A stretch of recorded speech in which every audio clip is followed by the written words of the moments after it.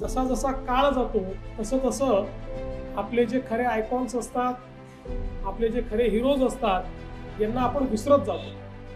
समाजामध्ये नवीन नवीन पिढी येत जाते, जुन्या गोष्टी आपण विसरत जातो आणि विशेषतः आपल्या भारतीय समाजामध्ये इतिहास विसरण्याचा रोग हा आपल्याला फार जुना आहे आणि आपण इतिहास विसरलो म्हणूनच गुलामगिरीत गेलो.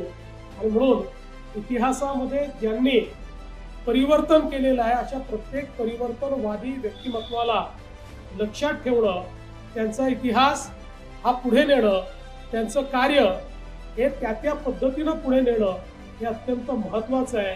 आणि मला अतिशय आनंद आहे की त्यांच्या कार्यातलाच एक भाग म्हणजे महिलांना सक्षम करणं, महिलांना आपल्या पायावर उभं करणं, महिलांना नेतृत्व गुण देणं, या सर्व गोष्टी ज्या प्रकल्पातनं या ठिकाणी साध्य होणार आहे अशा प्रकारचे कैलासवासी अनुसूयाबाई काळे स्मृती सदन, त्याची नूतनीकृत इमारत ही पुन्हा एकदा या ठिकाणी तयार झालेली आहे.